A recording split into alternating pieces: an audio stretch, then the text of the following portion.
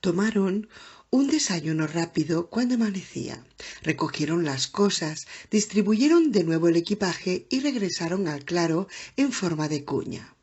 A la clara luz de la mañana no parecía tan siniestro, pero a los tres les costó un verdadero esfuerzo mantenerse alejados de la caja metálica con las franjas de advertencia negras y amarillas.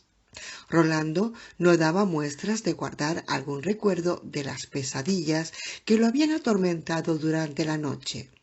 Había realizado las tareas matutinas como lo hacía siempre, en un silencio reflexivo e imperturbable. ¿Cómo piensas mantener la dirección recta desde aquí?, le preguntó Susana al pistolero. Si las leyendas son ciertas, no creo que eso ofrezca ningún problema. ¿Recuerdas que me hablaste del magnetismo?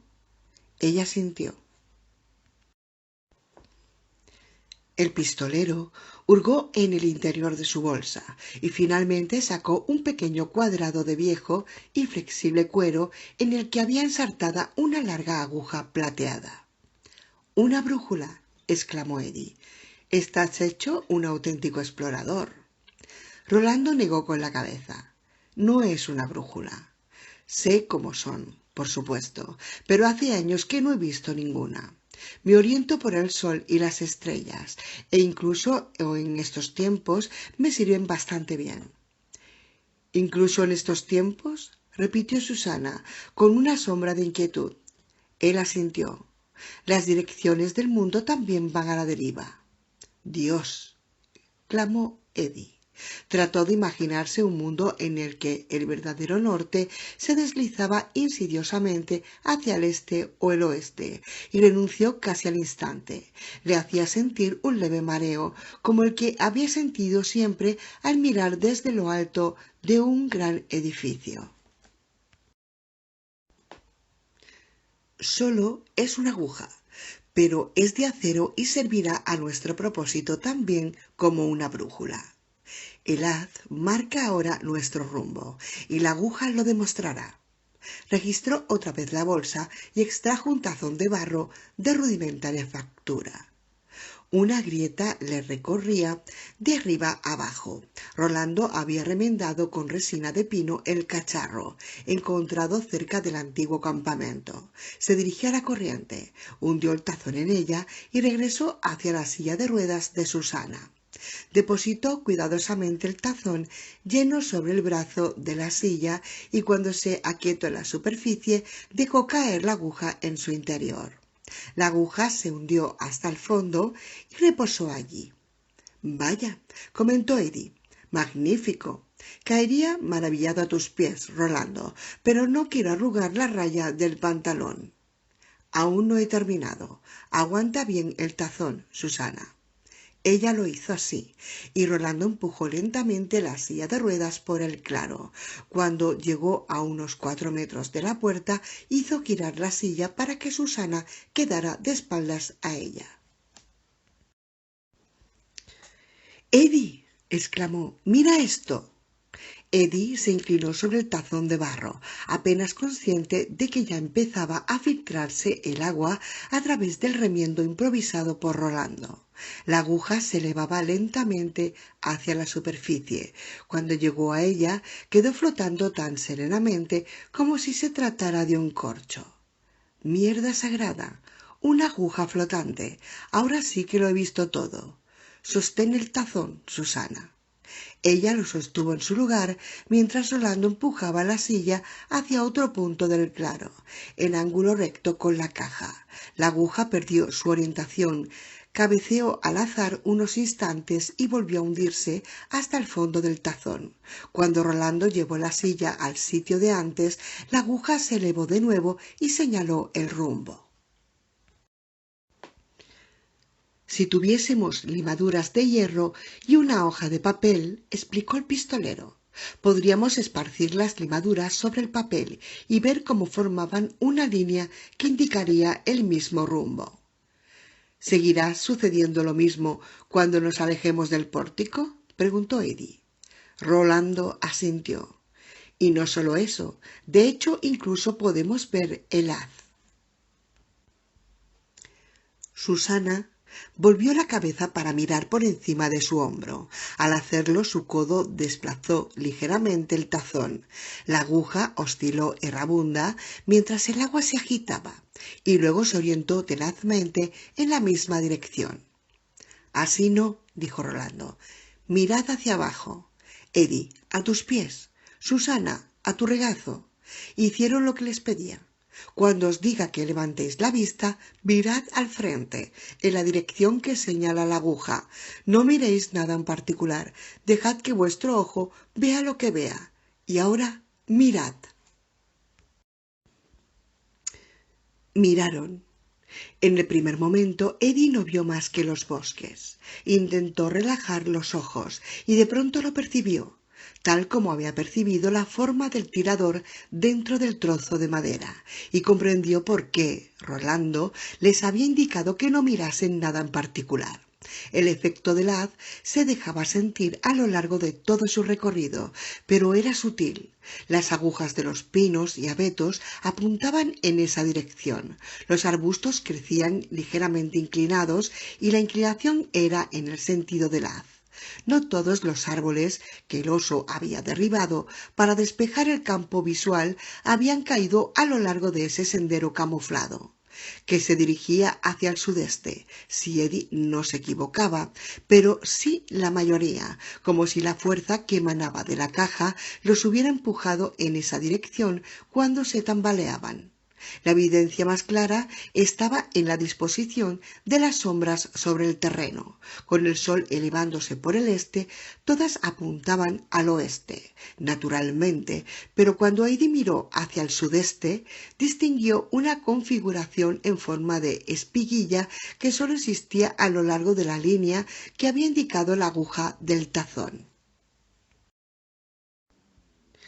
No sé si veo algo, dijo Susana, vacilante, pero mira las sombras, Sus. Eddie le vio abrir los ojos con asombro al darse cuenta de todo. Dios mío, está ahí, ahí delante. Es como cuando alguien tiene una raya natural en el cabello. Ahora que Eddie lo había visto, no podía dejar de verlo. Un borroso corredor a través de la selva desordenada que rodeaba el claro, una vía en línea recta que era el camino del haz. De repente comprendió lo colosal que debía de ser la fuerza que fluía a su alrededor, y probablemente a través suyo, como los rayos X, y tuvo que reprimir el impulso de echarse a un lado, a la derecha o a la izquierda. Oye, Rolando, esto no me volverá estéril, ¿verdad? Rolando se encogió de hombros y esbozó una leve sonrisa. Es como el lecho de un río seco, se maravilló Susana, tan cubierto de maleza que a duras penas puede verse, pero está ahí. La configuración de las sombras no cambiará mientras nos mantengamos en la trayectoria del haz, ¿verdad? Así es, respondió Rolando. Cambiarán de dirección según el sol vaya recorriendo el cielo, por supuesto, pero siempre podremos ver el rumbo del haz. Debéis recordar que viene fluyendo por este mismo camino desde hace miles de años, quizá decenas de miles. Mirad al cielo. Al hacerlo, vieron que las nubes, unos tenues cirros, también adquirían la configuración en espiga a lo largo del haz, y que las nubes situadas dentro de su pasillo de energía se movían más deprisa que las otras. Eran empujadas hacia el sudeste, empujadas hacia la torre oscura. ¿Lo veis? Incluso las nubes deben obedecer. Una pequeña bandada de pájaros volaba hacia ellos. Cuando llegaron al camino del haz, todos fueron desviados por un instante hacia el sudeste. Aunque Eddie lo vio con toda claridad, apenas pudo dar crédito a sus ojos. Cuando los pájaros dejaron atrás el angosto pasillo de influencia del haz, retomaron su anterior rumbo. Bien, comentó Eddie, supongo que deberíamos ponernos en marcha. Un viaje de 1000 kilómetros empieza con un solo paso y toda esa mierda. Espera un momento. Susana estaba mirando a Rolando.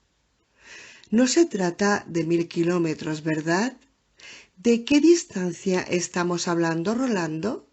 ¿10.000 kilómetros? ¿20.000? No sabría decirlo. Muy lejos. Bueno, ¿y cómo diablos vamos a poder llegar conmigo en esta maldita silla de ruedas? Tendremos suerte si avanzamos 5 kilómetros al día por esos drawers y tú lo sabes. El camino está abierto, respondió Rolando con paciencia, y por ahora eso es suficiente. Puede llegar un momento, Susana Dean, en que viajemos más deprisa de lo que a ti te gustaría. ¿Así? Lo miró con expresión agresiva y los dos hombres vieron de nuevo a Deta Walker bailando una peligrosa giga en sus ojos. ¿Tienes reservado un coche de carreras? Si lo tienes, sería estupendo disponer de una puta carretera por donde circular. El terreno y nuestra forma de viajar por él irán cambiando. Siempre es así. Susana sacudió la mano hacia el pistolero. Venga, hombre, decía el ademán. Me recuerdas a mi mamaíta cuando decía que Dios proveerá. ¿Y no lo ha hecho? Preguntó Rolando con gravedad. Ella lo contempló unos instantes con mudo asombro y luego echó la cabeza atrás y lanzó una carcajada hacia el cielo. Bueno, supongo que depende de cómo se mire. Lo único que puedo decir es que si esto es proveer, Rolando, no me gustaría saber qué sucedería si decidiera dejarnos pasar hambre. Vamos, no perdamos más tiempo, insistió Eddie. Quiero irme de aquí, no me gusta este sitio. Y era verdad, pero no toda la verdad. También experimentaba un profundo anhelo de poner los pies en aquella senda disimulada, aquella carretera oculta. Cada paso le llevaba un paso más cerca del campo de rosas y de la torre que lo dominaba. Comprendió, no sin cierto asombro, que estaba decidido a ver aquella torre, o a morir en el intento. Enhorabuena, Rolando, pensó, lo has conseguido, soy un converso, que alguien cante aleluya. Todavía queda una cosa antes de irnos. Rolando se agachó y desató el cordón de piel que le ceñía el muslo izquierdo. A continuación empezó a desabrochar lentamente la hebilla de la cartuchera. ¿A qué viene esto?, quiso saber Eddie. Rolando desenfundó el revólver y se lo tendió. Ya sabes por qué lo hago, respondió con toda calma. Vuélvetela a abrochar, hombre. Eddie sintió alborotarse en su interior un terrible revoltijo de emociones contrapuestas. Aun con los puños apretados, sentía que le temblaban los dedos. ¿Qué crees que estás haciendo? Cógelo, Eddie, dijo Susana con voz queda. Si no lo hubieras llevado anoche, cuando aquel maldito murciélago se lanzó contra mí, esta mañana solo tendría media cabeza. La única respuesta del pistolero fue seguir ofreciéndole la pistola que le quedaba. Su postura indicaba que estaba dispuesto a permanecer así todo el día, si era necesario llegar a ese extremo. Muy bien, estalló Eddie. De acuerdo, maldita sea. Cogió la cartuchera que Rolando le tendía y se la ajustó a su cintura con una serie de gestos bruscos. Suponía que debería sentirse aliviado. No había contemplado aquella misma pistola en mitad de la noche, tan cerca de la mano de Rolando, y pensando en lo que podía ocurrir si Rolando realmente perdía el juicio. ¿No lo habían pensado los dos, Susana y él? Pero no experimentaban ningún alivio, solo temor, culpabilidad y una extraña y dolorosa tristeza demasiado profunda para las lágrimas. Se le veía tan extraño sin las pistolas, tan impropio. Bueno, ahora que los aprendices incompetentes tienen las pistolas y el maestro está desarmado, nos vamos ya, por favor. Si algo grande nos ataca desde la espesura, Rolando, siempre puedes lanzarle el cuchillo. Ah, claro, murmuró el pistolero. Casi lo había olvidado. Sacó el cuchillo de la bolsa y se lo ofreció a Eddie, con el mango por delante. Esto es absurdo. La vida es absurda. Sí, escríbelo en una postal y mándasela a Reader's Digest. Eddie embutió el cuchillo bajo el cinturón y se volvió hacia Rolando con aire desafiante. ¿Y ahora? ¿Podemos irnos ya? Todavía queda otra cosa, respondió Rolando. Por todos los... La sonrisa tocó de nuevo los labios de Rolando. Solo era una broma, explicó. Eddie se quedó boquiabierto. A su lado Susana empezó a reír de nuevo. El sonido musical, como una campana, se alzó en la quietud de la mañana. 31.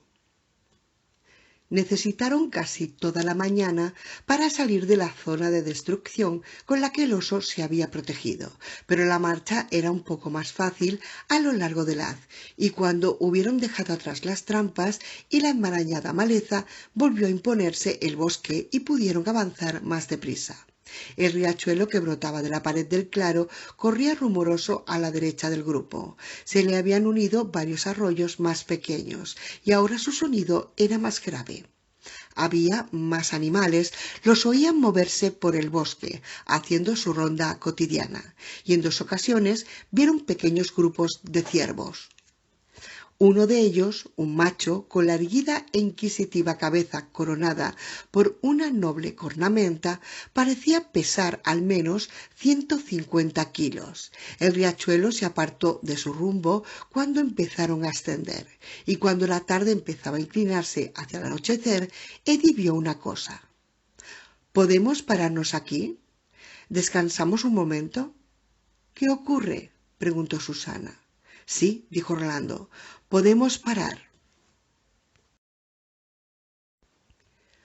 De repente, Eddie volvió a sentir la presencia de Henry, como un peso que se apoyara en sus hombros. «Oh, mira al mariquita.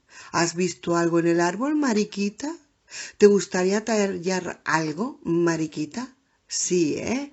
Oh, qué bonito». No es imprescindible que nos paremos. Quiero decir, no es nada importante, solo he visto algo. Rolando concluyó la frase por él. Sea lo que sea, cierra de una vez tu bocaza y ve a buscarlo.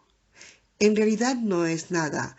Eddie notó que le subía sangre caliente a la cara e intentó apartar la vista del fresno que había atraído su atención. Es algo que necesitas y eso es muy diferente que nada. Si tú lo necesitas, Eddie, nosotros lo necesitamos. Lo que no necesitamos es un hombre incapaz de desprenderse del lastre inútil de sus recuerdos. La sangre caliente empezó a hervir. Eddie permaneció un instante más con el rostro encendido inclinado hacia sus mocasines, abrumado por la sensación de que Rolando había contemplado directamente el interior de su confuso corazón con sus ojos de azul descolorido. «¿Eddie?», preguntó Susana con curiosidad. «¿De qué se trata, cariño?». Su voz le dio el valor que necesitaba. Echó a andar hacia el erguido y frágil fresno, sacándose el cuchillo del cinturón.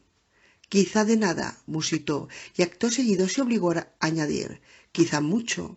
Si no la cago, puede que dé muchísimo». «El fresno es un árbol noble y lleno de poder», observó Rolando a su espalda, pero Eddie apenas le oyó. Las mofas e intimidaciones de Henry habían desaparecido y su vergüenza había desaparecido con ellas. Solo pensaba en la rama que había atraído su atención. En el punto en que se separaba del árbol era más gruesa y formaba un ligero bulto. Era ese bulto de extraña forma lo que Eddie quería. Le parecía que llevaba encerrada en su interior la forma de la llave que había visto fugazmente en la hoguera antes de que los restos ardientes de la quijada se transformaran de nuevo y apareciese la rosa. 3 Vs invertidas, la central más ancha y más pronunciada que las otras 2, y la pequeña curva S al final. Ese era el secreto. Recordó una frase del sueño. «Tatachán, tatachín, no te preocupes, tienes la llave». Puede ser, pensó, pero esta vez tengo que sacarlo todo. Me parece que esta vez no será suficiente un 90%. Separó la rama del árbol y le cortó el extremo delgado con gran precaución. Le quedó un grueso pedazo de fresno como de 20 centímetros de longitud. Lo sentía pesado y vital en la mano, completamente vivo y dispuesto a entregar su forma secreta a quien fuese lo bastante hábil para sacársela, nada más. ¿Era él ese hombre? ¿Importaba algo que lo fuera? Eddie Dean creía que la respuesta a ambas preguntas era sí. La mano débil y hábil del pistolero, la izquierda, se cerró sobre la mano derecha de Eddie. Pienso que conoces un secreto. Podría ser. ¿Puedes contárnoslo? Sacudió la cabeza. Me parece que es el mejor que no lo hagas aún. No, aún no. Rolando reflexionó sobre ello unos instantes y finalmente hizo un gesto de asentimiento. Muy bien. Te haré una pregunta más y luego abandonaremos el tema. ¿Has visto acaso una pista hacia el corazón de mi problema? Eddie pensó, y eso es lo más que se acercará a demostrar la desesperación que está comiéndolo vivo. No lo sé, ahora mismo no estoy seguro, pero tengo esa esperanza, te aseguro que la tengo. Rolando volvió a sentir y soltó la mano de Eddie. Te doy las gracias. Todavía nos quedan 2 buenas horas de luz. ¿Por qué no las aprovechamos? Por mí de acuerdo. Siguieron adelante. Rolando empujaba a Susana y Eddie abría la marcha, sosteniendo el pedazo de madera que tenía la llave enterrada en su interior. Parecía palpitar con su propia calidez, secreta y poderosa. 32. Por la noche, después de cenar, Eddie cogió el cuchillo del pistolero y empezó a tallar. El cuchillo estaba sorprendentemente afilado y no parecía embotarse nunca. Eddie trabajó lenta y cuidadosamente a la luz de la hoguera, haciendo girar el trozo de fresno entre las manos, observando las volutas de madera que se alzaban ante sus largos y seguros tajos. Susana estaba echada, con las manos unidas en la nuca, y contemplaba las estrellas que se desplazaban lentamente por el oscuro firmamento. Al borde del campamento, Rolando permanecía de pie fuera del círculo, del resplandor de la hoguera, y escuchaba las voces de la locura que se encrespaban de nuevo en su mente confusa y dolorida. Había un chico. No había ningún chico. Lo había. No lo había. Lo había. Cerró los ojos, se cubrió la frente dolorida con una fría mano y se preguntó cuánto tardaría en romperse como la cuerda de un arco demasiado tenso. Oh, Jake, pensó, ¿dónde estás? ¿Dónde estás? Y por encima de los tres, la vieja estrella y la vieja madre se elevaban hacia sus puestos asignados y se miraban fijamente sobre las estrelladas ruinas de su antiguo matrimonio destrozado. 2. Llave y Rosa. 1. 3 semanas luchó valerosamente John Jake Chambers contra la locura que crecía en su interior. Durante ese tiempo se sintió como el último ocupante de un transatlántico a punto de zozobrar, accionando las bombas para salvar la vida, intentando mantener el buque a flote hasta que amainara el temporal, se despejara el cielo y pudiera llegar ayuda. Ayuda de alguna parte, ayuda de cualquier parte. El 29 de mayo de 1977, 4 días antes de que empezaran las vacaciones de verano, afrontó finalmente el hecho de que no iba a llegar a ninguna ayuda. Había llegado el momento de rendirse, de dejar que la tormenta lo arrastrara. La gota que hizo desbordar el vaso fue su redacción final en composición inglesa. John Chambers, al que los 3 o 4 chicos que casi eran amigos suyos llamaban Jake, si su padre hubiese conocido este pequeño hechoide, sin duda habría puesto el grito en el cielo, estaba terminando su primer curso en la Piper School. Aunque tenía 11 años y estaba en 6º grado, era pequeño para su edad y la gente que lo veía por primera vez a menudo suponía que era mucho más joven. De hecho, en más de una ocasión lo habían tomado por una chica, hasta hacía cosa de un año, cuando armó tal alboroto para que le cortaran el pelo que su madre acabó por consentir. Naturalmente, con su padre no había tenido ningún problema con el corte de pelo. Su padre se limitó a sonreír con su dura sonrisa de acero inoxidable y a decir: «El niño quiere parecer un marine, Lori. Bien por él». Para su padre, nunca era Jake y muy pocas veces John. Para su padre, por lo general, solo era el niño. La Piper School le había explicado su padre el verano anterior, el verano del bicentenario, todo banderas y adornos en los balcones, y el puerto de Nueva York lleno de veleros de altura, era, dicho sencillamente, la mejor escuela del país para un chico de tu edad. El hecho de que Jake hubiera sido aceptado en ella no tenía nada que ver con el dinero, le explicó con insistencia Elmer Chambers. Se mostraba rabiosamente orgulloso de ello, aunque Jake, que solo tenía 10 años, sospechaba que tal vez no fuese cierto, que podía ser una patraña que su padre había convertido en verdad para poder mencionarla como quien no quiere la cosa en la conversación a la hora de la comida o de los cócteles. «¿Mi hijo? Va a Piper, la mejor escuela del país para un chico de su edad. Allí el dinero no sirve de nada, ya sabe. Para Piper lo que cuenta es la inteligencia». Jake era plenamente consciente de que el fiero horno de la mente de Elmer Chambers, el carbón en bruto de sus deseos y opiniones, a menudo se transmutaba en los duros diamantes que él dominaba hechos o, en circunstancias más informales, hechoides. Su expresión favorita, pronunciada con frecuencia y reverencia, era «el hecho es», y no perdía ocasión de utilizarla.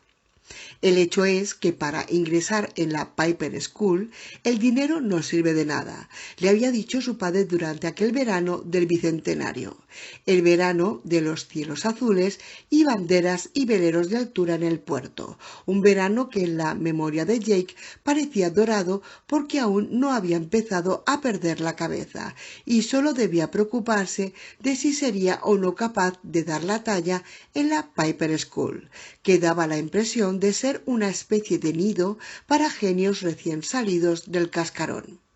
Para ingresar en un sitio como Piper, lo único que sirve es lo que tienes aquí dentro. Elmer Chambers extendió el brazo sobre el escritorio y dio unos golpecitos en la frente de su hijo con un dedo duro y manchado de nicotina. ¿Entiendes, niño?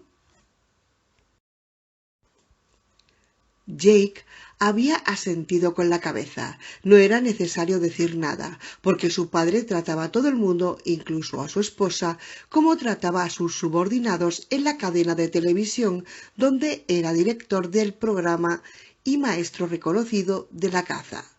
Con escuchar, asentir en los momentos adecuados y al cabo de un rato te dejaba marchar. «Bien», dijo su padre, encendiendo uno de los 80 cigarrillos Camel que se fumaba todos los días. «Veo que nos entendemos.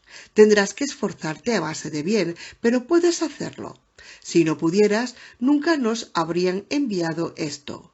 Cogió la carta de aceptación de la Piper School y la blandió en el aire. Hubo una especie de triunfo salvaje en el gesto, como si la carta fuese un animal que él hubiera matado en la selva, un animal que acto seguido despellejaría y se comería. O sea que a trabajar de valiente. Saca buenas notas, haz que tu madre y yo podamos estar orgullosos de ti. Y si terminas el curso con una nota media de sobresaliente en todas las materias, te espera un viaje a Disney World. Vale la pena matarse por ello, ¿verdad, niño? Jake había sacado buenas notas, sobresaliente en todo, es decir, hasta hacía 3 semanas. Cabía suponer que su padre y su madre se sentían orgullosos de él, aunque los veía tan poco que era difícil saberlo. Por lo general, cuando regresaba de la escuela, no había nadie en casa, excepto Greta Shaw, la gobernanta, así que acabó enseñándole a ella las buenas notas. Después de eso, emigraban a un oscuro rincón de su cuarto.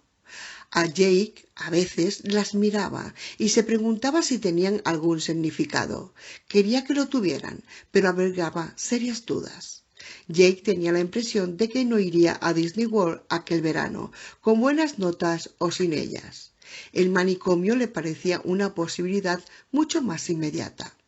Al cruzar la doble puerta de la Piper School a las 8:45 de la mañana del 29 de mayo, se le presentó una terrible visión. Vio a su padre en su oficina del número 70 de Rockefeller Plaza, inclinado sobre su escritorio con un camel colgado de la boca, hablando a uno de sus subordinados mientras el humo azulado le coronaba la cabeza.